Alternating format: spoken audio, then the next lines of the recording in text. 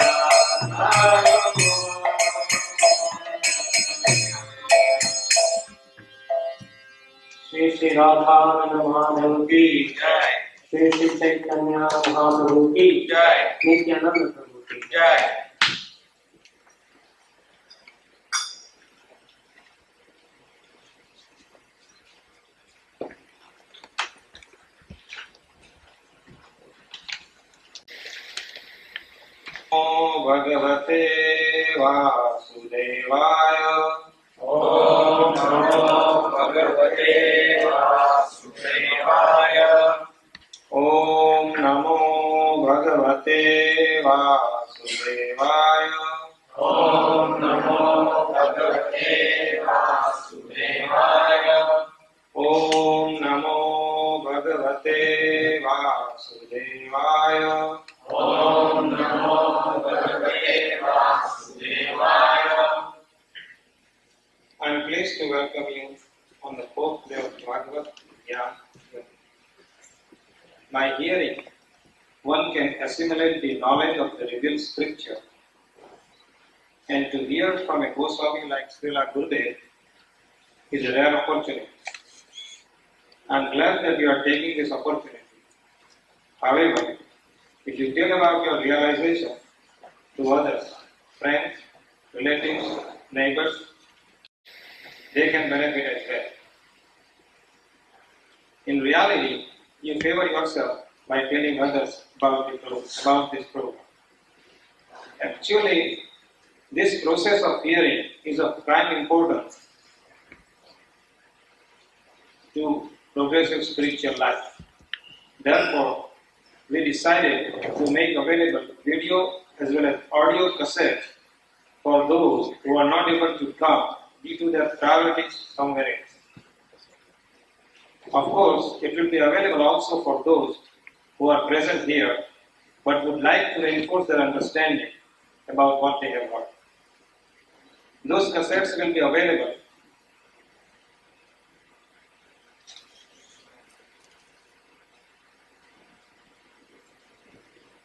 for their contact Kuberdas in the login. Give your name, address and telephone number. Now for today's program,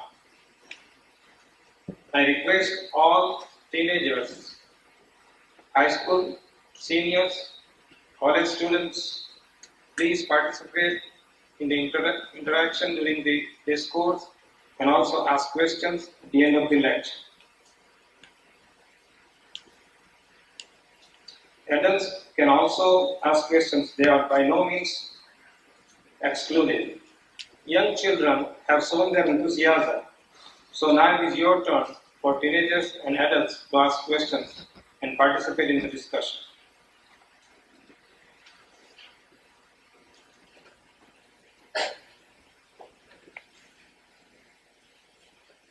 You can express your ideas and ask Srila Gurudev the questions that you may have and take the advantage of this opportunity to enhance your spiritual life.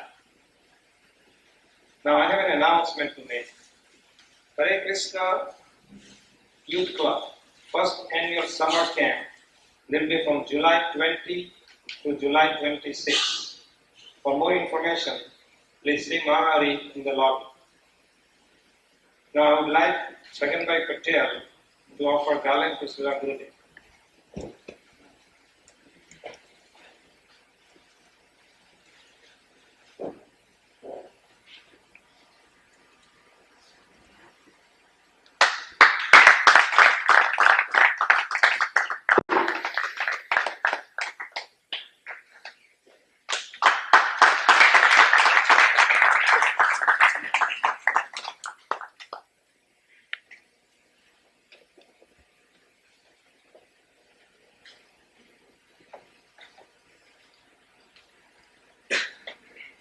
Now we'll start today's topic.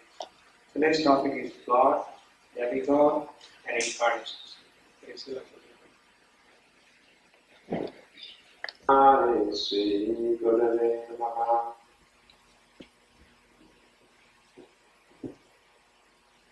Sri Chaitanya Manupastam Stapitam Jena Bhutale Svayam Rupa Kadamayam Dadati Sa Panjantikam.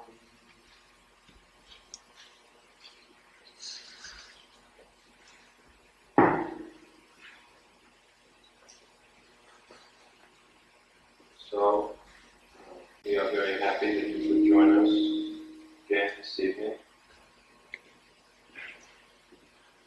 And we shall try to discuss the subject of God, demigods, and incarnations. Are you able to hear me in the back clearly or not? Does the sound carry? Yes?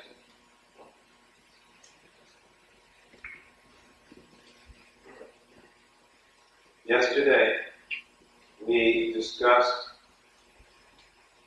the subject of how are we God, and what did we conclude? Are we God or not? Then who are we?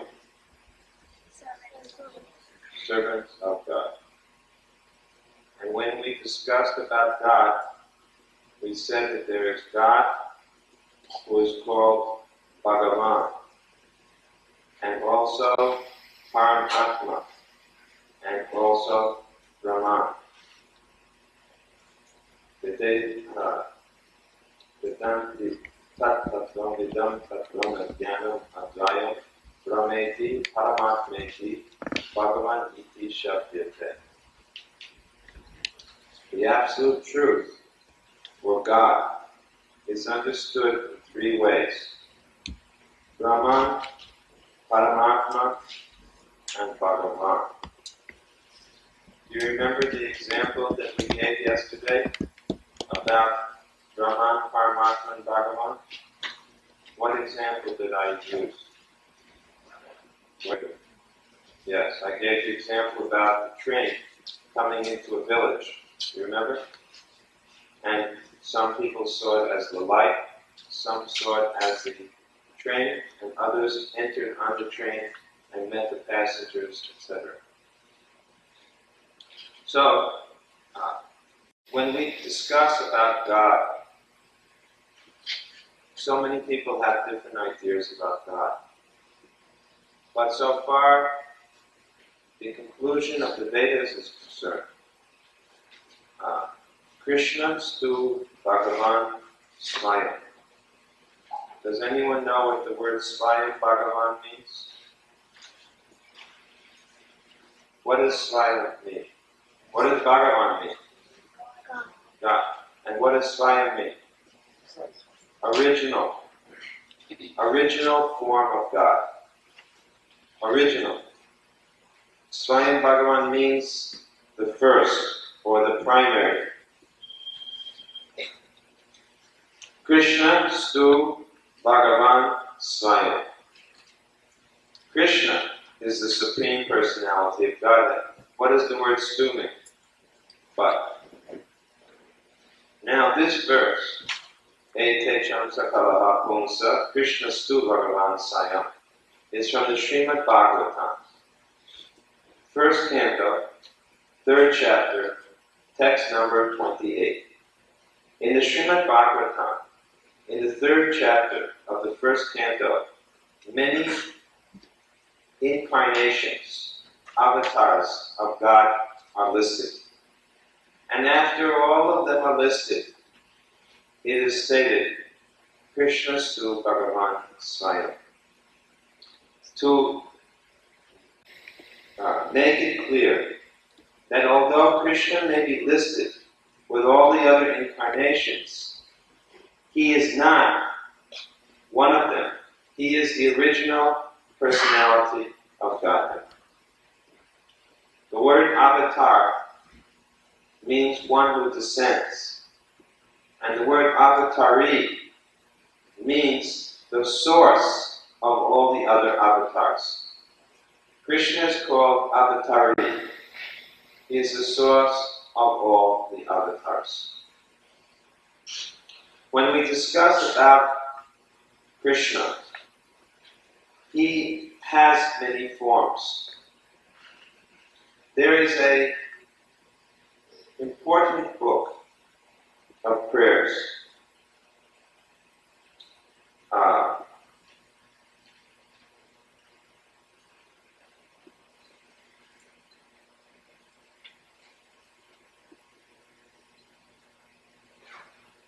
Which is written by Lord Brahma. It is called Brahma-Samhita. This book is very ancient, because who is Brahma? Do you know who Brahma is? He is the first person born in the universe. The first person of all. He is the engineer of the universe. Or sometimes it is said he's the creator of the universe.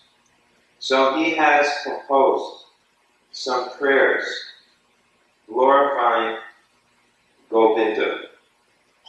Who is Govinda?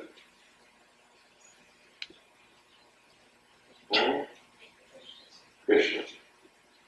Krishna has so many names. Do you remember the first night I asked someone here what their name was. Who did I ask? Anyway, whoever it was, remember?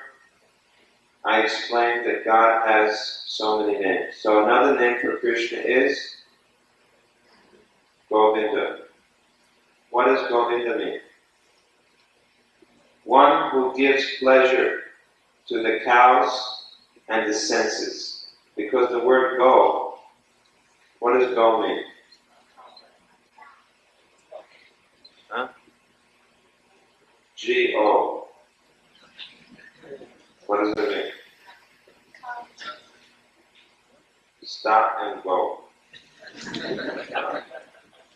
That is English. In Sanskrit, what does the word go mean? Cow. And what else does it mean? Senses. What are our senses? Eyes. This is another nose. How many hours did you sleep last night? So much sleeping. Wake up, wake up. What is this? Thank you. Eyes, ears, nose.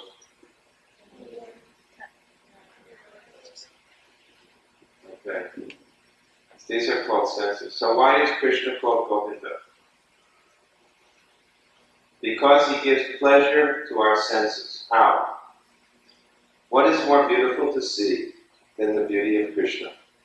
What is more beautiful to hear than the sound of Krishna's name? What is more beautiful to the touch than Krishna's body? Each and every part of Krishna gives pleasure to our senses, and therefore he is called Govinda. Why else? Because he looks after the cows. What is the name of Krishna's planet? Goloka. What does Goloka mean? Loka means planet. What does Go mean? So what does Goloka mean? Cow planet. Yeah, planet of the cows. Full of cows. Because Krishna likes the cows very much. Why are cows Krishna's favorite animal? Can anyone say what makes a cow the best of all animals? Who has it said there's a famous animal in America that is supposed to be man's best friend? Huh? Dogs. Well, let's see why a dog is man's best friend. We should decide. Do you think that dog is man's best friend? What can a dog do for man? What service does a dog do? Huh? What? Speak up, I can't hear. What does he do? Oh, I thought you said he chases cats. He protects, okay? What else can a dog do? He can fetch the newspaper for his master, right? And he can bring his master the newspaper full of his saliva and all torn up by his teeth. What are some other wonderful services the dog does? Can you think of anything else? Barking means protection. Huh? He's a guide. Well, actually, that is a good service. That is the best service. He's a guide. Okay, so far we can see about two things that a dog can do. He can guide a blind person, and what else can he do? He can protect. Actually, a dog has a very good quality. Do you know what it is? What's the best quality a dog has? Faithful. A dog is very faithful to its master. Sometimes we see that the master will kill his dog. The dog will not run away. He will look at his master and wait until when the master is killing him. He's so faithful. He'll never think that the master will harm him like that. He's very faithful. In any case, now let us talk about how many things a cow can do for man. Let's hear, what is the best service a cow does? Milk. What are some things that we can do with milk? Cheese, what else? Butter, what else? Yogurt, what else? ice cream. What else? Cheesecake, ghee. When we do Vedic sacrifices, yajna, what do we use? Ghee. Yajna is very important. Without yajna, without sacrifice, it is mentioned in Bhagavad Gita, 3rd chapter, without the performance of yajna, there will be no, what? Rain. Is there sometimes a problem with not enough rain? Yes, there is. Why? Because yajna is not being done regularly. In this age, it is very difficult to do yajna, as compared to previous ages. In the previous age, when they would do a yajna, they used to make it as big as a world's fair. And all the kings used to come from so many different countries. And they would pour on tons and tons of ghee. And all of the plates, all of the bowls, all of the cups would be made of styrofoam. No, what would they be made from? What's the most valuable thing? Gold. Everything was made of gold. And when the yajna was finished, what would they do with it? Distribute it to all the people. They would give away all of the gold. Now nobody can afford such a yajna anymore. So yajna requires ghee. Now we have discussed that the cow's best service is to give ghee. What else can the cow give besides milk products? Milk is very important, isn't it? When a baby is born, what does a baby live on? Milk. So milk is so good that a baby can sustain its life simply from milk products. Now what else can a cow give? Cow dung. What is cow dung used for? The stool of the cow. Fertilizer. Cow dung is used for fertilizer. What else can a cow give? Cow's urine. Now you may say, what is the use of a cow's urine? But there are some preparations which are offered 5 items from the cow. So even cow's urine is said to be purifying. What else can a cow give?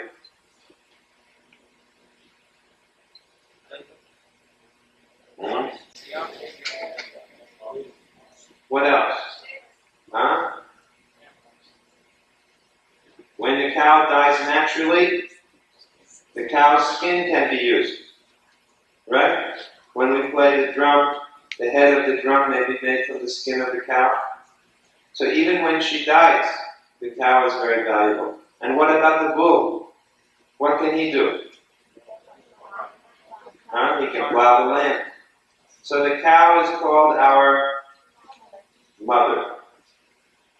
And the bull is called our father. So who is man's best friend? Not dog. So, the original form of God is called Swayam Rupa.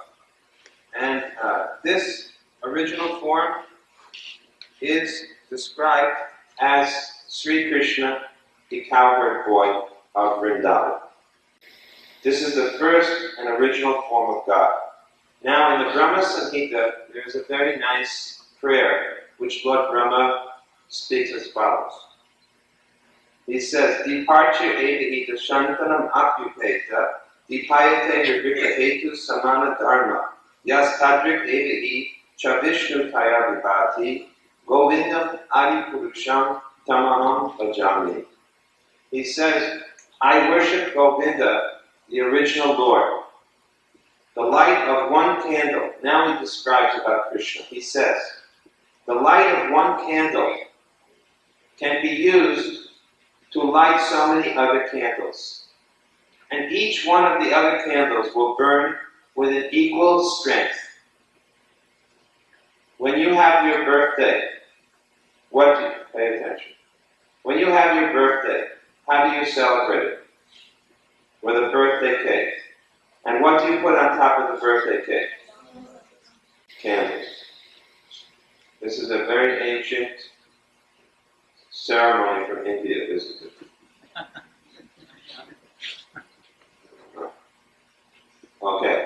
So you put candles on. Now tell me, how do you light the candles? First you light the first candle, right? You take a match and you light the first candle. What do you do with that candle? You light the other candles. Right? Does each candle have the same amount of light once you start lighting them? They do, right? But still, one candle was the first, right? So, Lord Brahma says that God, Krishna, expands himself many times into many forms. He is like the first candle, and from him, so many other expansions are coming. What are they known as? Narayan,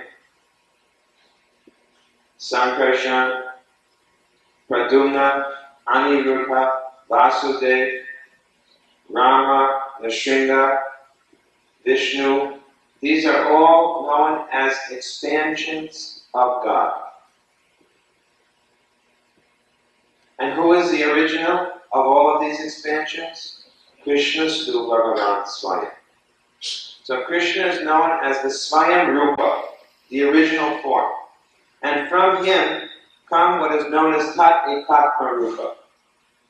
That means that they have the same power, nearly the same power as Krishna, but they have some difference in their form.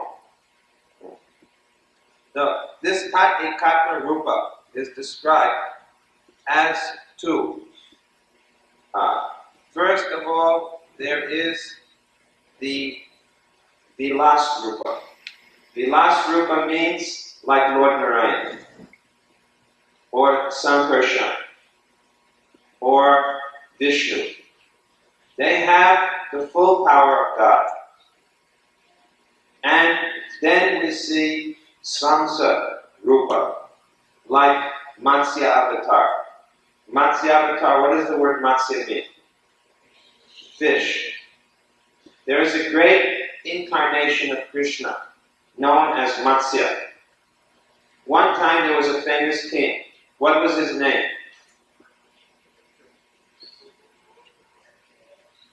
Satyavrata. Correct? Nobody remembers? Vishnu. What was the king's name? Satyavrata. He was a great king. And one day he was meditating, and in any case he found a little fish which he preserved. And this fish he put in a bowl. Have you ever found a little fish and put it in a bowl? Have you ever had a fish in a bowl? Never had a pet fish? Yes, this young man has that. What kind of fish did you have? Huh? I don't know. Small fish. Anyway, it was small enough to be in your fish bowl. So, he gradually realized, it was told to him, that soon there was going to be a huge inundation, a flood, a devastation, which would fill up the entire world. And it was explained to him that he would have to save the civilization, because everything would be flooded. This is called pralaya, or devastation. And this pralaya comes at regular intervals. It will come. Just like sometimes you hear of a big flood in Bangladesh. But that flood is not pralaya. It is not so much. This flood that happened during the time of Satyavrata was much, much, much more. So, gradually, he was told that you'll have to save civilization. So, gradually this fish began to grow in size. And he placed it into a pool of water. And still the fish got bigger. And he took this fish and put it into a lake. And still the fish got so big it outgrew the lake. Then he took the fish and put it in a river. And it got so big it outgrew the river. And finally this fish started to grow miles long. Yes, miles and miles long. And it was golden in color. And it had a huge horn. in the front of it, between its two eyes. And Satyavrata put it in the ocean. And then he began to realize, this fish is not an ordinary fish. Who is this fish? He is an avatar of God, known as Matsya. Matsya avatar. And when the flood began to come, what happened? He built a very strong boat. He put the rishis, or sages, on the boat. And he saved the Vedas. Because civilization is contained within the Vedas. Without Vedic knowledge, civilization is finished. What do we mean by Aryans? When we say Aryan civilization, what does Aryan civilization mean? It means a civilization which is progressive. And how is it progressive? It follows the Vedic teachings. A civilization that does not follow the Vedic teachings is called non-Aryans. So, what about American society? It is not an Aryan civilization. It is not progressive. During the Second World War, the Germans, they adopted some Sanskrit terms, and they referred to their nation and the German race as Aryans. You know this? Did you know that the Germans the Nazis called themselves Aryans, or the chosen people? They borrowed this word from the Vedas. They also took the swastika, but they put it in the other direction, right? And swastika, we know, is a sign of fortune. But when you reverse the sign, it becomes misfortune. So these German people lost the war, and all good fortune was lost. In any case, they were not actually Aryans. You cannot become an Aryan simply by taking that word. So, Satyavrata, Matsya, I'm just telling the story of how Matsya saved the Vedas. The Vedas, the rishis, were all put on the boat, and the boat went on and on. How? They tied it to the horn of the fish. The king tied the boat to the horn of the fish, and this incarnation of Matsya saved the Vedas. So this Matsya avatar is a form of God which is known as Svamsa Rupa. It is a form of God who shows partial powers of God, not full powers. Who is an example of a full, powerful incarnation of God? Rama. Nrsimha. They have the full power of God, complete. Now we're giving different understandings of different forms of God. The first is called Swayam Rupa, and from that we hear Tat Ekatma Rupa, which means full power and partial power. It's God, but in a different form. And then there's one more form, Avesha Rupa. What does Avesha mean? Empowered. Empowered means made powerful by someone else. These are forms of God who become empowered. That means they are individual souls, like you or I, but who become specially empowered. They're not exactly like you and I, because they become empowered by God. What is an example of such? They're called Satyavesha avatar. What is an example of a Satyavesha avatar? Vyasadeva. Vyasadeva.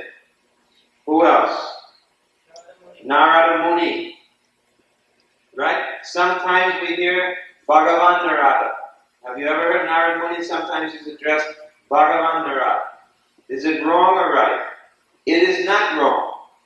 Although Narada Muni is a servant of God, he is not an ordinary servant of God. He's specially empowered with Bhakti Shakti.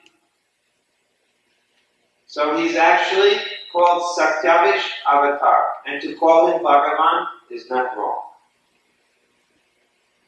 However,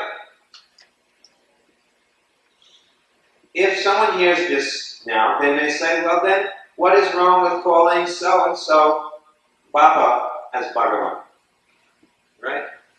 Or so-and-so as Bhagavan. Nowadays there's a few Bhagavans in India or somewhere else, right? So if you can call Narada Muni Bhagavan, what's the harm of calling these people as Bhagavan? However, when we look in the Vedic literature, do we find the name of Narada Rishi? Is Narada Muni's name in the Vedas? Certainly, in so many places.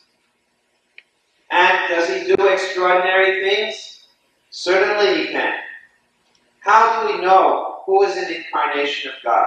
What are some of the ways to know? If you are told by one of your friends, please take this photograph because this person is a great incarnation of God, and you should keep this photograph in your room. How will you be able to, what will you say to that person? How do we know how to tell who is an incarnation of God? What are some of the signs? What is the first thing? What are some of the signs? First of all, he should do something extraordinary. Now, if you say that some of these present-day avatars are doing extraordinary things, what extraordinary thing are they doing? Just like there's a famous avatar, they say, so-and-so Baba, they call him Bhagavan, right? He has big hair, and he lives in South India. Now, if he is God, then why is it that all around there is so much poverty? Why is it that all around so many people are getting old and deceased? Why is it that there's so many problems in India if God himself is now present in India? We thought that the purpose of God's coming is yada yada hi dharmasya pranyabhavati bharata abhyutanam dharmasya tadatmanam sichamya, to restore religion. Is religion becoming more prominent in India today or less prominent? Which is it? If you have any doubt, you go to Bombay. Have any of you been to Bombay recently or Delhi? You think it's more religious or less religious than 20 years ago? So much less. But if God is now present in India, how is that? Why is it? Isn't this a common sense point? Isn't this a common sense point to make? If someone says that so-and-so is God, then you should say, then why are there so many problems in India? Isn't this a good point? And if you go to see that person, what should happen? Everyone in the battle of Kurukshetra, when they died, what happened? They all got liberation. So what is some of the symptoms of God? If someone is genuinely an incarnation of God, he must do something extraordinary. What else? There must be some special markings on the body. Were there special marks on Krishna's hands? Yes.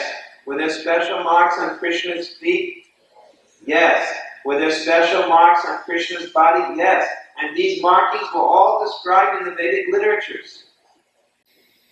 So if someone is an incarnation of God, we should be able to see special symptoms on his form. What else? He should be mentioned in the Vedas. He should be mentioned in the Vedas. So this is how we can tell who is an incarnation. So Sakyavish avatar means someone who is specially empowered by the Lord.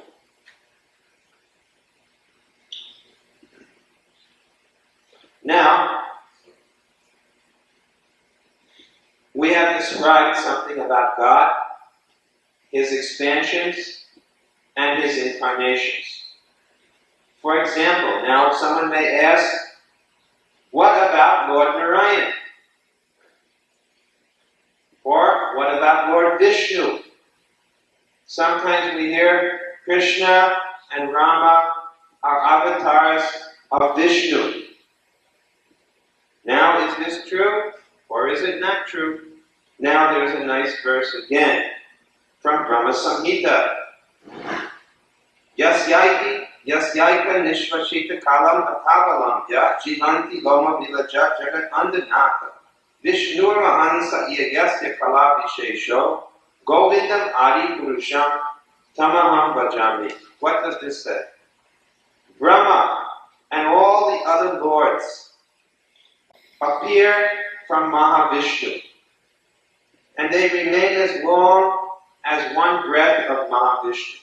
Mahavishnu is so huge that when Mahavishnu breathes out, what comes out of his skin?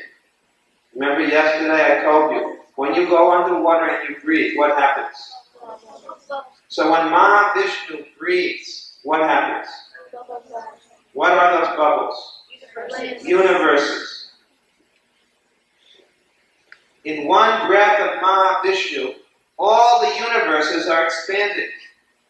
Can you imagine how big he is? How big is Houston? Quite big. It takes quite a while to go from South Houston to North Houston. And Houston is only one city in the United States. And the United States is only one country on the planet Earth. And the planet Earth is only one planet in the huge universe. And all of these universes, and this universe that we are living in, is one of the smallest universes. And Mahavishnu is so big that the universe can come out from his pore of his skin.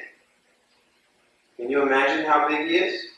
No, we cannot imagine. If Mahavishnu is God, can you imagine making a flower garland for him? How many flowers, how many roses would you have to collect? Not possible, right? So one breath of Vishnu, and all the universes are coming out. And when he breathes in, what happens? What happens to the universes? They all enter back into his body. So Brahma says that he worships the person who is the source of Mahavishnu. I adore Govinda, whose subjective personality, Mahavishnu, is a portion of a portion. Why does he say this? Because Krishna stu Bhagavan Swayam. Krishna is the original form of God. When Krishna expands, remember what did I say? How do we understand the forms of God expanded? By what example? Huh? Candles. So the first candle is who? What's the name of the second candle? Balaram. Who is Balaram? Krishna's brother. He is the second expansion of Godhead. Then who expands next? What is the next expansion known as? Speak up. Anyone in the audience? Huh? I can't hear. Sankarshan. Actually, the next expansion comes in 4. Vasudev, Sankarshan, Pradyumna, and Aniruddha. Where are they? Where is Krishna and Balaram? In which place? Come on, audience, speak up. The spiritual world is a big place. What part of the spiritual world? Where does Krishna and Balaram live?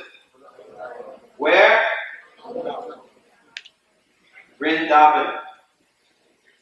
Where does Vasudev... How many people have seen Mahabharata on television? You people never saw Mahabharata? You must have seen. Did you all see Mahabharata on the video? Yes or no? Good for you. I didn't either. Anyway, when does someone else also did not see? Okay. Anyway, where is Vasudev? Sankarshan? Who is Vasudev, first of all? Krishna. No. Krishna's father is who? Vasudev. And what is the son of Vasudev called? Vasudev. Right? Vasudev and Vasudev. Yeah, Sanskrit is a little subtle. It's not like English. Okay. So, Vasudeva Krishna is Krishna in where? Where does he live? Come on. This is a Gujarati Samaj. Where's Vasudeva Swami Krishna Prabhupada? Huh? In Dwarka. How many people have been to Dwarka? Okay.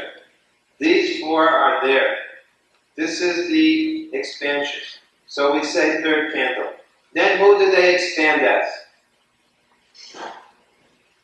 Second group, chapter Vyuha. Again they expand as Narayan, Vasudeva Sankarshan Pradumna Aniruddha, and all the Vaikuntha Lokas as Lord Narayan. Then what is the next expansion? There are so many Vaikuntha Lokas, so many planets in the spiritual sky. On each one of them we see chapter Vyuha. Vasudeva, Sankarshan, Pradumna, Aniruddha are the lords. And who else is living on these Vaikuntha planets? Are they just with God or who else? Huh? The devotees of God. Then what is the next expansion? Next candle. Maha Vishnu, who we are hearing about. Now do you understand? Brahma is saying, I worship Govinda, who is the source of Mahavishnu, who is a expansion of an expansion of an expansion of an expansion of Krishna. Now, next time someone says that Krishna is an avatar of Vishnu, what will you tell them? Is it so or not? No, the opposite is true. Who is the avatar of who? Vishnu is the avatar of Krishna. Do you understand this point? Very good point. Now, next verse. Ramani Murteshu Kalani Aminatishtam Nanavataram Akaro Bhuvaneshu Kintu. Krishna Swayam Samabhavat Paramapumanyo Govindamadi Purusham Tamaham Bhajami. Now, this is the next thing that Brahma tells us. I worship Govinda, who is the source of Rama, Nrsimha, Varaha, and all the avatars. Now this is another piece of new information. Who comes first? Rama or Krishna? When was Krishna appearing in this world? How many years ago? 5,000 years ago. What age is that called? Dwarka Yuga. Right at the beginning of Kali Yuga, right before the beginning of Kali Yuga, Dwarka Yuga. When was Rama on this planet? Treta Yuga. Which comes first? If Rama came before Krishna, then how is it that Brahma says that Rama is coming from Krishna?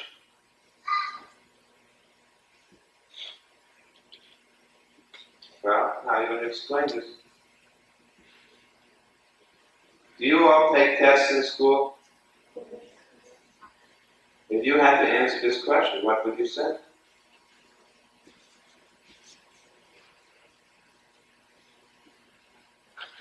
You can't figure this out.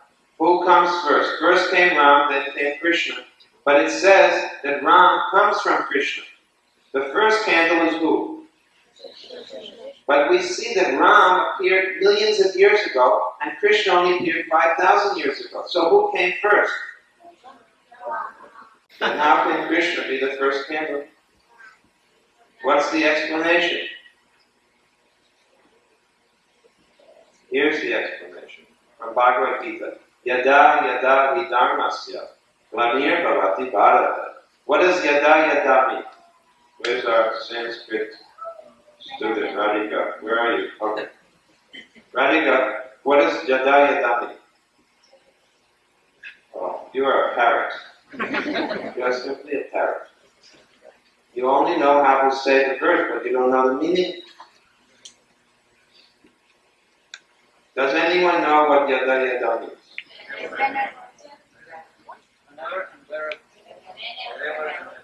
Okay. Or what is another way? Again and again. Or whenever and wherever. Okay. Again and again. So Krishna comes how often? Again and again. So if Rama came some millions of years ago, and Krishna came 5,000 years ago, but what does it mean? Krishna also came, what? Before that.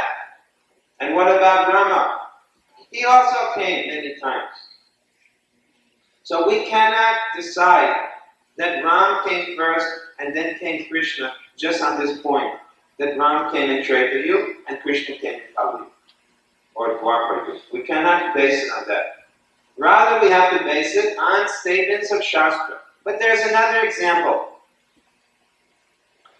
From the Vishnu Purana. There are many Puranas. One Purana is Vishnu Purana. In the Vishnu Purana, there is a discussion with Maitreya Muni. And they are trying to analyze the appearance of Lord Nrsimhadev. Lord Nrsimhadev came to give protection to who? Bhakta Prahlad. And who did he kill? What was the name of Bhakta Prahlad's father? Hiranyakasipu. What was the brother of Hiranyakasipu's name?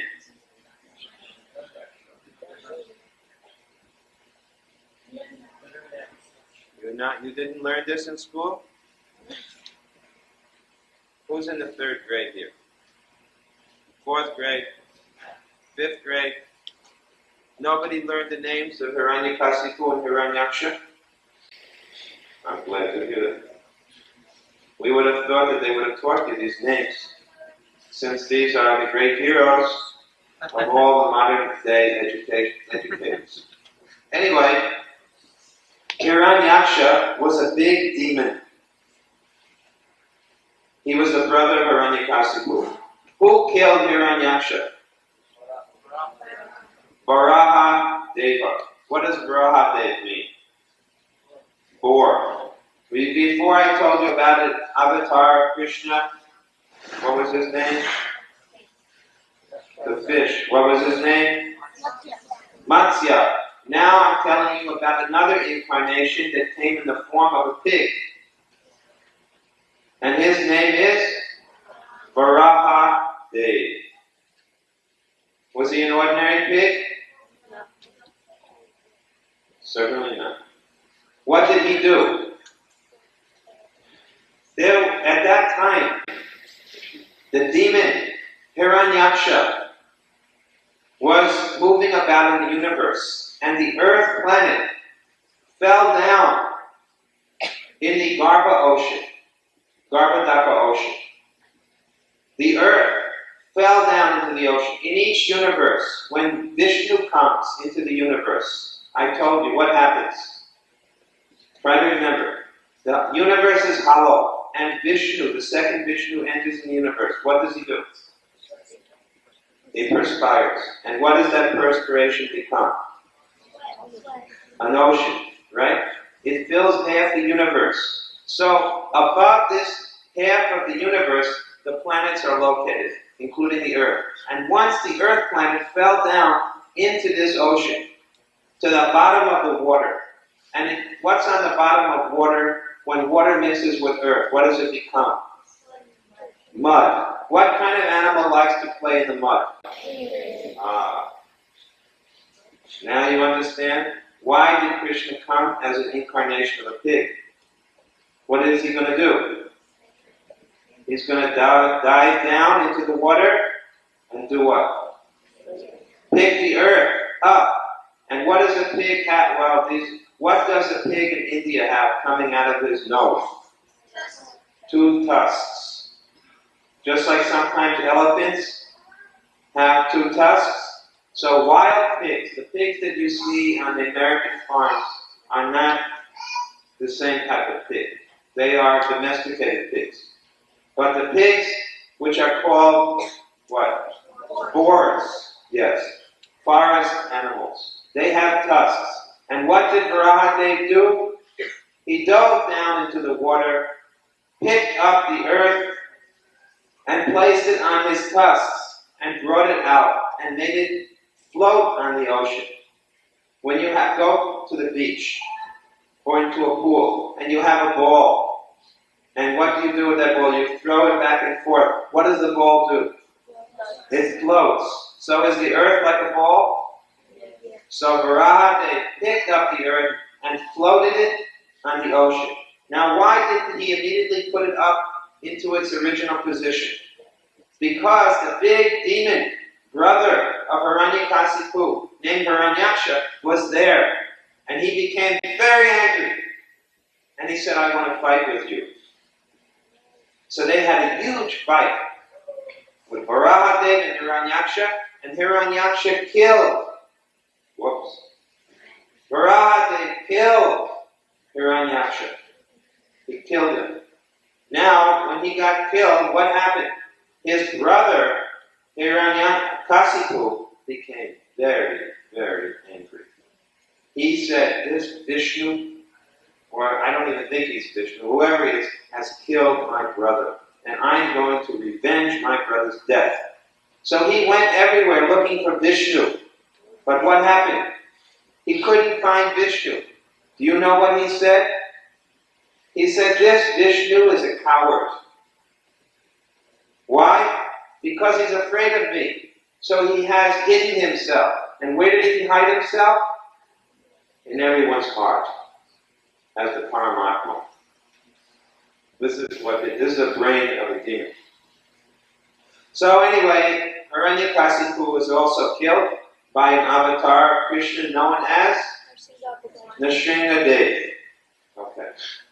Now, in the Vishnu Purana, there's a discussion about these two demons, Hiranyakasipu and Hiranyaksha. Who are they originally? They're big demons. When they died, do you know who they became in their next birth? Do you know? Who did Hiranyakasipu become? Ravan. Ravan. The enemy of Ram. And who did Hiranyaksha become? Kumbhakarna. You remember Ramayan Kumbhakarna? Who was he? Ravana's brother. Very big? So big. When they were killed by Ram, what happened to them next? They took a third birth. And who did they become? Shishupal. Do you remember the name of Shishupal? And who else? Dantavakra. Now, do you remember Shishupal? I don't think you remember. He was killed by Krishna. How did Krishna kill him? Yudhisthira Maharaj was having a big yajna, and they wanted to pick the person who was worthy of the most worship in the assembly. And who did they select? Krishna. What does Shishupal say? This is ridiculous. Why have you picked Krishna? He's not even an ordinary Kshatriya. He was born to some cowherd boys. He's just a cowherdsman. He's a coward, don't you know? He was fighting once, and he ran right off the battlefield. That's why they call him Ranchorji. This Krishna is simply a coward. He has no good qualities. He's always, and he went on and on and on, saying so many things. And what was Bhima doing when he heard this? Getting angrier and angrier. And Bhima's breath was becoming so hot, he was going to take his club and smash Shishupal in the head. But Krishna went, no. Krishna showed how he could be very tolerant. But he went on and on. And finally it got so bad that what did Krishna do? Krishna has a special weapon for the demons. What is that? Chakra. So he called for his chakra and he sent it and it slit off the head of Shishupal. Now, why is this mentioned in Vishnu Purana? Because what happened when Shishupal was killed? Where did his soul go? Everyone watched that the soul came out of Shishupal's body and it was hovering in the air like a helicopter. Right? It was up in the air and everyone could see the spark of light, which was the soul of Shishupal. And what did it do? it went into the body of Krishna. When the soul goes into the body of God, like that, we call that one type of moksha, right? Mukti. Or, what does mukti mean? Hey, what does mukti mean? Liberation. What does liberation mean? Liberation or freedom from birth and death. Now, the question is this. When Nrsimhadev killed Hiranyakasipu and Hiranyaksha, was killed by Varaha and Nrsimhadev, did they get liberated? No. Because they took another birth as Ravan and Kumbhakarna. When Ram killed them, did they get liberated? No. In both cases, they thought Nrsimhadev is some powerful beast. Ram is some powerful human. They did not actually understand that this is Vishnu. But when they became Shishupal and Dantavakra, Shishupal, when he was killed by Krishna, did he get liberated? The whole time, Shishupal always used to be saying the name of Krishna. And he always used to be remembering the form of Krishna. And when he was killed by Krishna, he got liberated. So, it is mentioned in Vishnu Purana that Krishna is more powerful than either Ram or Nrsimha, who are fully God. They are God. But Krishna is more powerful because when Krishna kills a demon, they always get liberated. But sometimes when Ram or Nrsimhadev or others kill a demon, they may not get liberated. And this example is given in the case of these three births. And who were they originally? After Krishna killed Shishupal and Dantavakra, what happened to them?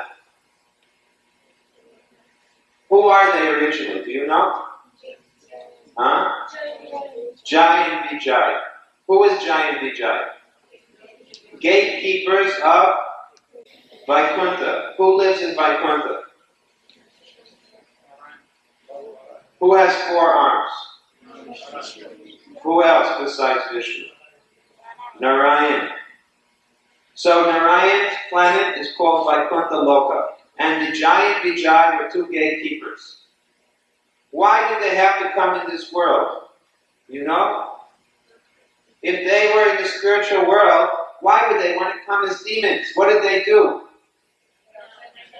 They stopped 4 sages who were very, very good devotees from coming into Vaikuntha. What are the name of the sages?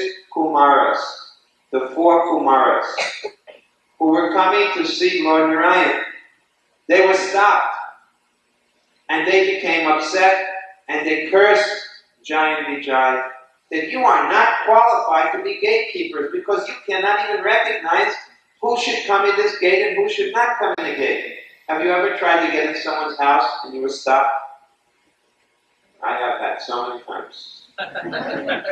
When I used to go to make the life members in India, sometimes people would say, I'm sorry, you can't come in. Sometimes our devotees go to sell books and they say, you can't come in. So in this case, the Kumaras cursed them. So when the 2 guards were cursed, what did they start to do? They cried. And at that moment, Vishnu came, Narayan came, and he said, what's going on here? Then he heard everything. And he said, actually, I will give you a choice. You can come in this world for 3 births as a demon, or 7 births as a devotee. Now, if you were given this choice, which would you pick? This young man here. 7 births as a devotee, or 3 as a demon? Which is better? Hey, 3 births as a demon? How many people say 3 births as a demon? How many people say 7 births as a devotee? Okay. Well, Jai and Vijay said, we want 3 births as a demon. Why? Because they want to go back to the spiritual world more quickly. They so much love the Lord. They said, we don't want to be separated for 7 births. We prefer 3 births. Okay? Now there's another hidden story, a hidden secret in the story, that actually the gatekeepers of Lord Narayan could never make this mistake, because they themselves are great devotees. They could easily have recognized the 4 Kumaras as devotees, but they failed to recognize for some special reason. What is that reason? It was arranged by the Lord Narayan himself. Why? Because he wanted to have some sporting fun. He wanted to wrestle. He wanted to fight. But when God fights, who is he going to fight with? Muhammad Ali? Muhammad Ali is what is he? He's nothing now. Who is the champion boxer in the world today? We don't know. Who knows even what his name is? They go, come and go. Do you think if God gets in the boxing ring with his Sudarshan chakra, that anyone is going to stand up to him? So who is going to be capable of fighting with God? It must be someone who's practically as powerful as God. Who is almost as powerful as God? Come on, use your brain. Who is as powerful as God? Who is as powerful as God? You remember Mother Yasoda? Who is stronger, Mother Yasoda or Krishna? Huh? Who said Krishna? Who is stronger, Mother Yasoda or Krishna? What did Mother Yasoda do to Krishna? Tied him up with rope. So who's stronger, Yasoda or Krishna? Okay, so who is good at fighting with God? Who is the only one who can fight with God? A devotee of God. Because only a devotee is as strong as God. But will a devotee fight with God? No, of course not. So God has to make some special arrangement. And how does he do this? It is called Yoga Maya. Yoga Maya means the illusory energy of God. So these 2 gatekeepers, Jai and Vijay, for some time they forgot themselves. And then they came into the world and they thought, we hate God. And then Lord Narayan said, now I'll have a good fight. And this is why. This is called Leela. What does Leela mean? Pastimes. It is an arrangement of God where he has his play. He has his play. Okay. So, I have tried to show you that Krishna is the first. I used the example candle, right? Not that Krishna is a candle. It's not a birthday candle, but only I'm giving you this example, so whenever you have to remember who is the original form of God, you remember your birthday. And the candles on the birthday cake, and remember the first candle is? Second candle? Okay, at least remember that. If you don't remember the other names of the other candles, it's okay. You just remember Krishna and Balaram. Now we come to another category. We have talked about God, and we have talked about incarnations. And today's lecture is also about demigods. Now, who is the most powerful of all the demigods? Someone says Indra. Indra is the king of the demigods. But Indra is not the most powerful, because Indra is always afraid. Whenever someone does some special yajna, what does Indra do? He tries to destroy the yajna, right? Because he's afraid if someone does too much yajna, they can become Indra. And Indra will have to lose his position. Just like when Bali Maharaj was the great king Bali. Have you heard of the name of Bali Maharaj? How many of you have heard of his name? Up here, front row? No. It's good that you have come tonight. You have not seen the Mahabharata. You don't know the name of Bali. Fortunately, you have come tonight. Now, from today on, you will know about Bali Maharaj. Who was Maharaj Bali? What is his line? What is his family? Who is his father? Virochan. Who is the father of Virochan? Prahlad. So Bali Maharaj is Prahlad's grandson. Who is the father of Prahlad? Hiranyakasipu. So more or less this is a line of demons. What's the opposite of a demon? A devotee. But this line is demoniac line. But in this demoniac line, there are some great devotees, namely Prahlad and Bali. Now Bali Maharaj was very charitable, and he always would give to charity anything anyone asked him.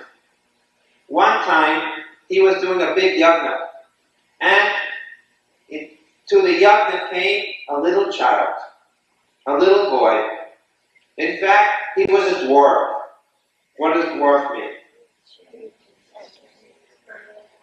Very short, right? Who was this dwarf?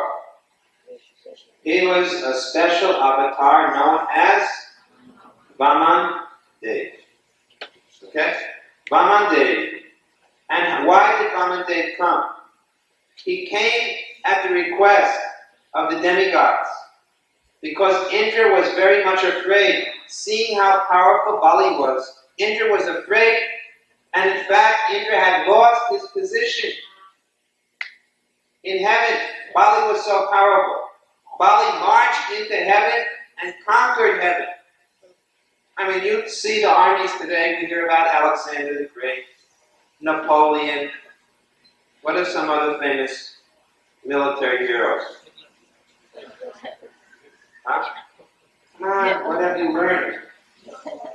Huh? George Washington? Anyway, they can hardly conquer this planet. But Bali Maharaj marched into the universe, one planet after another. And he didn't do what the U.S. says they do, they show some spaceship landing, right? And then they go out there in a spacesuit, right? You see them? They walk out there and then they take the flag. They put the U.S. flag, right? And then they go back into their spaceship, back to Earth, right? And they say, we have conquered. Bali Maharaj didn't do that. He went onto the planet of Indra, sat down on the throne, took over completely. So Indra was very worried. So the demigods prayed, and in answer to their prayer, they got a brother named Vaman Dev. So Vaman Dev came in front of Bali Maharaj, and Bali Maharaj said, I give anything that anyone asks. So Vaman Dev said, give me 3 feet of land. Give me 3 foot. And not any feet, I'll take the feet, 3 feet. And Bali Maharaj looked down at him. He was smiling. He said, you're so small. At least let somebody big mark off the 3 feet. You're very short. He said, no, that is what I want. I want my 3 foot. And immediately, Bali Maharaj's guru said, don't do it. What's the name of Bali Maharaj's guru? Sukracharya. What does Sukra mean? Sukra means what? Semen. That this was an acharya by family line. And factually, he showed that he wasn't qualified. Sometimes we have a guru because our family has a guru. Sometimes I meet people and I say, please become Krishna conscious. Please take initiation. They say, I can't, I've already been initiated. But the initiated guru that they had is this type of family guru. That is not real. It is not Satguru. Not considered Satguru. So, in this case, Sukracharya said, don't agree. This is not a dwarf. This is an incarnation of God. Bali Maharaj said, I don't care. I've given my word, and I'm going to keep it. And anyway, he was a devotee at heart. So, what did Vishnu do? What did Vaman Dev do? With his first step, he covered the earth, the whole planet. And Bali Maharaj went, wow, that was really good. Then, with the second step, what did he do? He went into the whole universe. In fact, what did his toe do? His toe did what?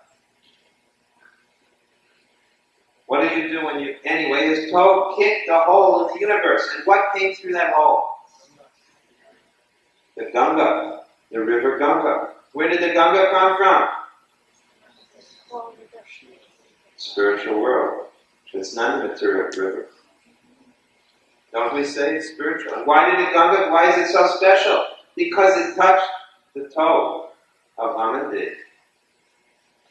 Now, how many foot of land did he get promised? 3. And how many had he taken? 2. So, what was he told? Now he said, where am I going to put my third step? And what did Bali Maharaj say? Unlike that.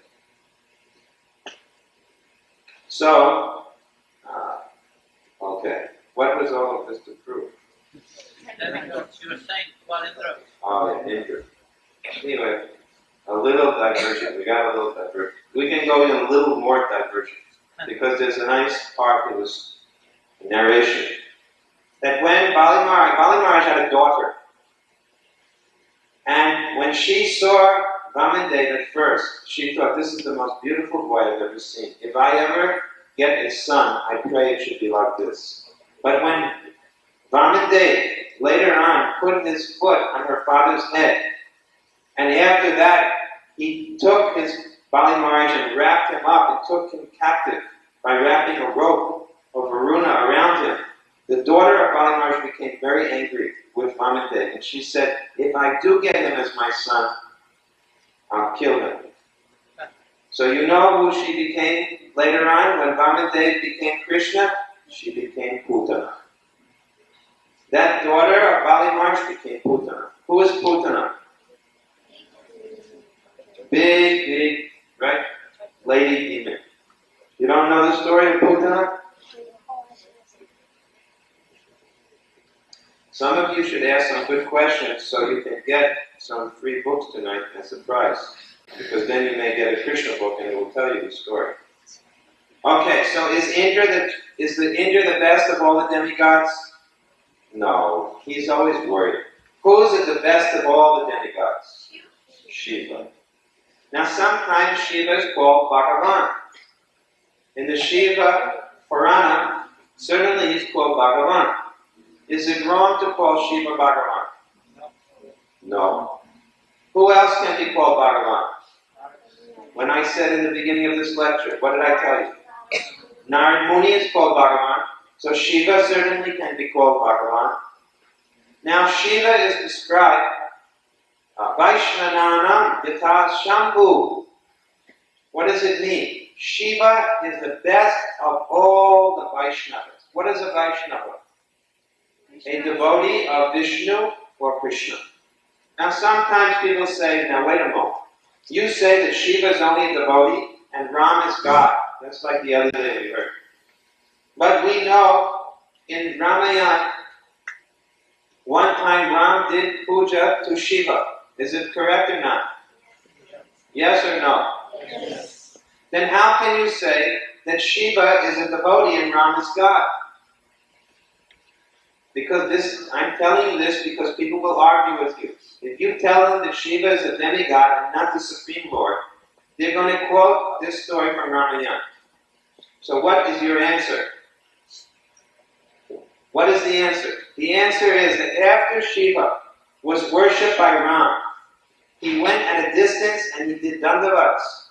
He bowed down before Lord Ram because he knew very well Ram's position as the Supreme Lord.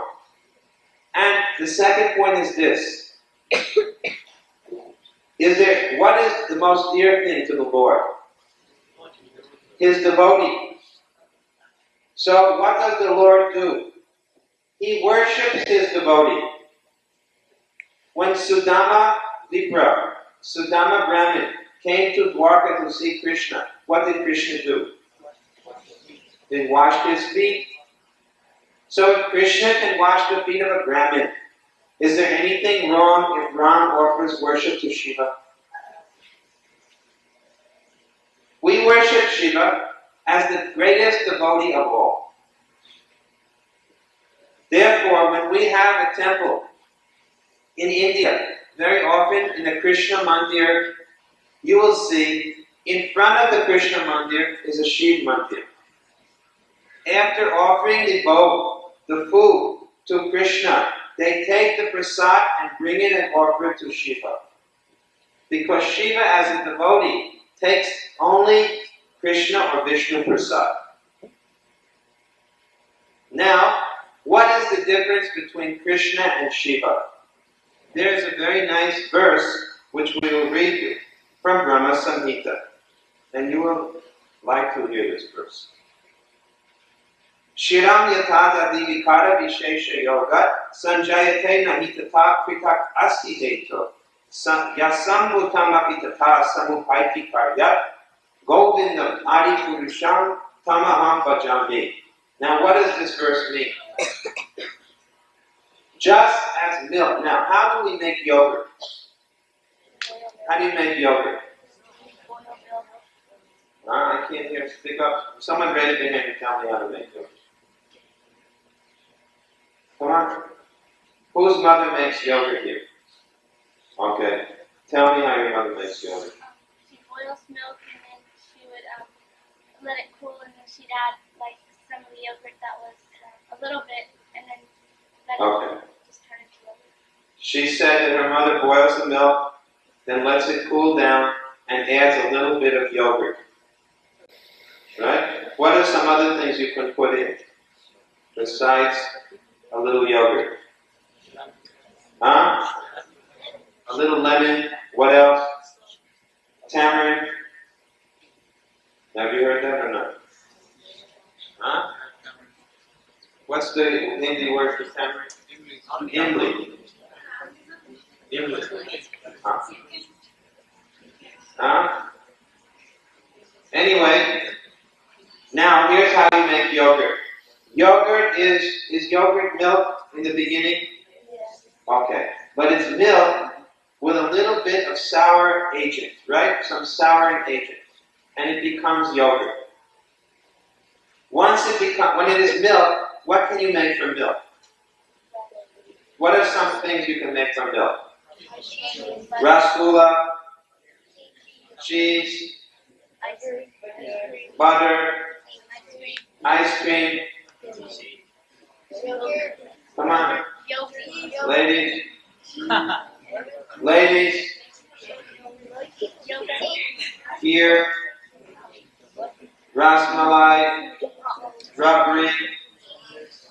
Sandesh. There's so many things, right?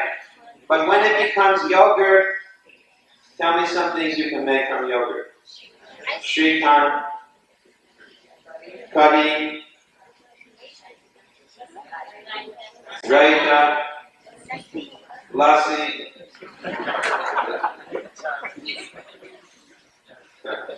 Okay. Now, why is this example here? We are talking about Brahma-Samhita. Is Lord Brahma interested in Rasgulla and curry? Then why has he mentioned, he says, just as milk is transformed into yogurt by the action of some acid or sour thing, yet the yogurt is not the same as, nor is it different from milk. Yogurt is milk, and yet it is not milk. Correct? In the same way, when Lord Shiva is in touch with the material energy, in the same way, when Krishna, or God, when Vishnu specifically, when Mahavishnu is in touch with the material energy, he becomes Shiva. Shiva is Vishnu in touch with the material energy. Does Vishnu ever contact the material energy? No. Never. What is the name of the material energy? Durga. What does Durga mean? Durga means the material energy or the material prison. And Durga is the wife of Shiva. Who is the wife of Vishnu? Lakshmi. Vishnu never contacts Durga directly. Durga is a devotee of Vishnu, but at a distance. Why? Because she has a very difficult task. She is the keeper of the prison house. Please pay careful attention. Are you getting tired? A little bit? If I had some rasgullas, you would all become very happy. Okay, everybody can just close your eyes and I will give you a rasgulla. Open your mouth. Okay, now you got some new energy, right? Okay. Now, remember we're talking about Shiva and Durga. Who is Shiva? The father of the universe. Who is Durga? Mother of the universe. And what is the purpose? What is this universe like? A prison. You are all prisoners. How do you like that you're a prisoner? You don't like being a prisoner? You are all in jail. Why does it say that you're a prisoner? What does it mean? Yes? What does it mean? Why does it say, why are we saying that you're a prisoner? What is the nature of this prison? Huh? Material nature. In a prison, are you free to do whatever you want? You can't do whatever you want. Are you able to do whatever you want? No. You say yes. Do you want to die? Will you die one day? Yes. This is prison. This place is a prison house. And there is suffering here. And the prison, who is the prison keeper? Who is the person in charge of the prison? Durga. Is it a very nice job to be in charge of a prison? Does anyone like the person who's in charge of the prison? No. But is the person in charge of the prison, who pays for her? In this world, if there's someone who's working in charge of the prison, who supports that person? Who pays the salary? The government? When someone is teaching in a school, does everyone respect the teacher? Who pays the teacher's salary? The same government. So both of them are employees of the government. One task is a good task, the other one is called thankless task. So Durga's task is thankless. But actually, she's a great devotee of the Lord. But because she is always, what is her business? Keeping everyone in the material world. Because she doesn't want to see those who are not qualified jumping into the spiritual world and creating problems. Can you imagine if all the people in Houston suddenly entered into the spiritual world? Can you imagine what they would do with their, rap music playing in the cars? The whole Vaikuntha, that sound would be going on. So many problems would be going on. Would it be Vaikuntha? What does Vaikuntha mean? That Vaikuntha means anxiety. And Vai means no, free from. So Vaikuntha is a place where there's no anxiety. These people are full of anxiety. So Durga doesn't want these people to bother the devotees in Lord Narayan. So she keeps them here. Why does she punish them here? Why does your father and mother punish you? To teach you a lesson. So what is the lesson Durga wants to teach us? There's no happiness in the material world. Happiness is with Krishna. When we learn that lesson, then she opens the doors of the prison and you can walk out. So, Shiva is the husband of Durga. And who is Shiva? Shiva is the Supreme Lord who is married to the material energy, Durga. Do you understand? In that sense, we say Shiva is God, and yet Shiva is not God. Do you understand now? Milk is yogurt, or rather, yogurt is milk, and yet yogurt is not milk. Now, do you understand the example of milk and yogurt? Who is in this example? Who is the milk? Krishna. And who is the yogurt? Shiva. Now, the next time someone says to you, Shiva is God, as good as Krishna, what will you tell them? Do you know how to answer them? Yes or no? Not only children, does everyone understand now? Who is the children and who are not the children? I think in this regard we are all children learning these things. Okay, so now we have explained the most powerful demigod is Shiva. And who is the next most powerful demigod? Who is the first person born in the universe? Brahma. Oh, you're very intelligent. You're all remembering everything. Brahma. How many heads does Brahma have? 3. Heads. How many heads in this universe? 4 heads. In other universes, how many heads does Brahma have? Thousands. Millions. Why? The Brahma in this universe, he has a small job because his universe is small. But when the universe gets very big, he needs more heads. Because it is said, 2 heads are better than 1. And 4 heads are better than 2, and 1,000 heads are better than 4, and 1,000,000 heads are necessary when the universe is very big. Brahma is the second most powerful demigod, and he is already saying, Govinda Hari Purusham Tamaham Bhajami. He's worshipping Govinda. So Brahma worships Govinda, Shiva worships Govinda, Vishnu worships Govinda, everyone worships Govinda. Why? Because he is Adi Purusham. He is the original personality. He is Swayam Bhagavan. He is the Parameshwara, Krishna. Sarva Karana Karana, cause of all causes. No one is equal to Krishna.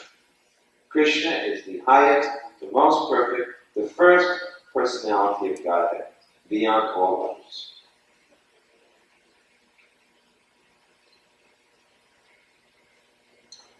So we will stop now and take some questions. First from our teenagers. Yes, please come up here. Yes.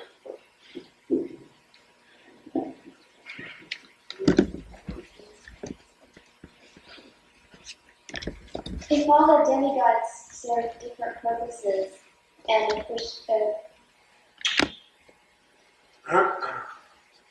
Krishna is the Supreme Lord. He can do everything. And yet, he has so many demigods carrying out his work for him. Why? This is her question. What is the need? Sometimes a mother is at home and she asks you to help her. To do what? What are some things we can help our mother with? Washing dishes. What else? Huh? Work in the kitchen. What else? The laundry. Mow the lawn. So many things. Can she do all of these things herself? Yes, she can. Why does a mother ask help from the children? We should ask the mothers. Any mother? Why? Huh? To train them. Listen. Not because she can't do it without you. She does it to train you, because if she doesn't make you do some of these things, when you become her father and mother, what are you going to do? Nothing. You're going to be a lazy person. So she knows that if she doesn't take your help, now you'll never get trained nicely. Now, there's another reason. Why do we agree to do what our mother and father tells us to do? Okay, now this question you can answer. I'm not going to ask your mother this. Why do you agree to do whatever your mother asks you to do? I want to see a hand raised. Okay? Yes. Huh? Because I think she needs help. Because you think she needs help. God, she needs help. Because sometimes there's nothing better to do.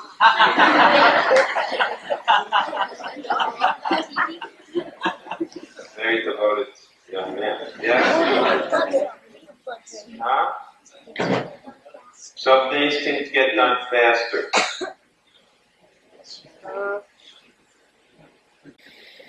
Does nobody else have any better? Oh, yes? If you don't, sometimes you might get busted. If you don't, you'll not get punished.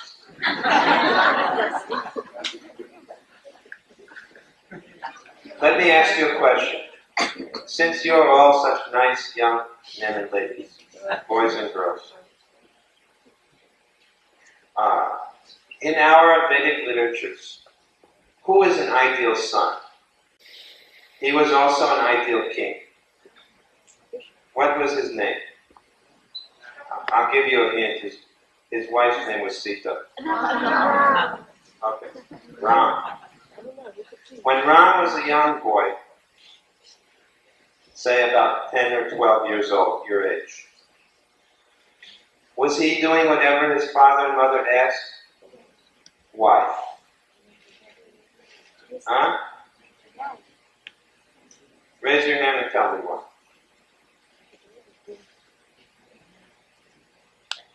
Yes? Thank you. Finally you have to give it an answer. Because he loved his parents. None of you. None of you gave this answer. Just someone said we're going to get busted by our parents.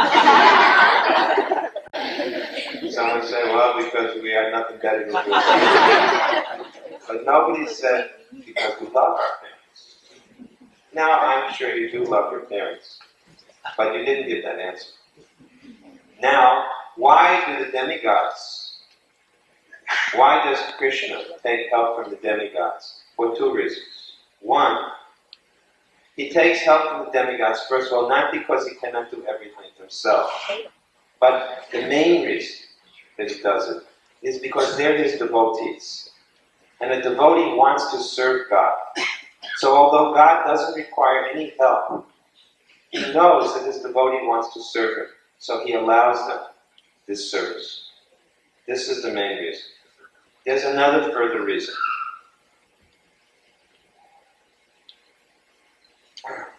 Which is that actually he has something better to do. The universe is where the demigods work. The demigods are not in the spiritual world. They are primarily in the material universe. They are maintaining the universe, supplying air, light, heat, wind, and everything. Krishna is where? He's in the spiritual world, beyond this universe. He has much better things to do than to worry about the air and light and heat in this universe. What does Krishna do in the spiritual world? He plays with his devotees. He loves and has loving relationships with his devotees. It is something like if a man is very wealthy, right? What does he do? Does he go to work very much? No, he has his representatives. And what does he do? He stays at home with his family. He goes to the golf course. He does so many other things. And the work he assigns to his employees. So Krishna, personally, doesn't bother with material creation and maintenance.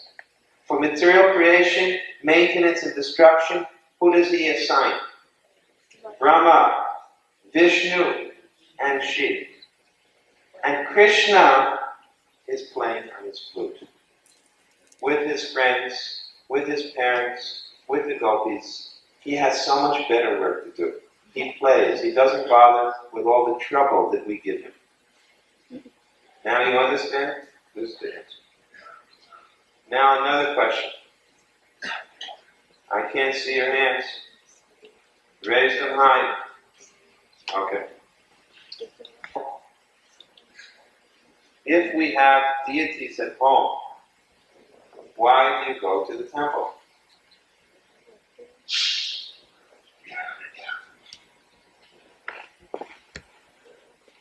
First of all, how did you learn about deity worship? At the temple. So the main point is that the temple, we learn about deity worship. Now, in your home, or let's say in the temple, how many times do they feed Krishna? Let's ask the pujaris. Here's our Brahmin working out. 6 times. 6 times a day. At home, how many times are you feeding your deity? 3. Really? Very good one. 3 times a day. Are there any other temples in Houston besides the Hare Krishna temple? Yes or no? Yes. I won't ask. That was a sign. I won't ask you to name them, so this will not be a controversial point. Do they have deities in these temples? Yes. Do they feed the deities 6 times? No. Parents? I don't know. That's why I'm asking you. Do they or don't? You don't have to answer. But what is the standard according to Shastra? The Shastra which tells about deity worship is called the Narada Pancharatra. What does it mean? Who is the author of Narada Pancharatra? Narada Muni. He has taught about deity worship. In the Hare Krishna temple, we follow strictly Narada Pancharatra, the instructions of Narada Muni. At least 6 times in a day, the food should be offered to the deity. How many times the deity's clothing is changed in the temple? At least twice. Now, if you visit other temples, you should inform them.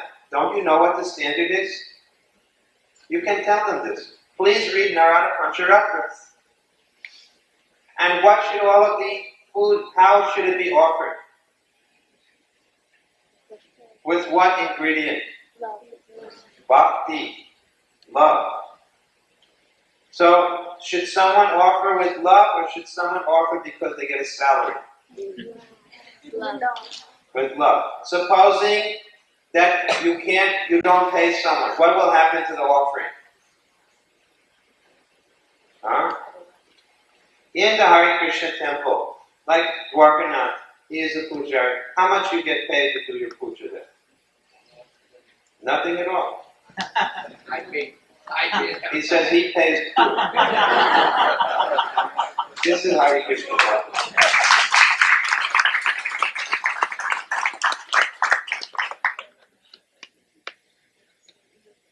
This is a very good point because Krishna says, Radhika Patram Pushpan Phalan Toyam Yome Bhaktya Parachate.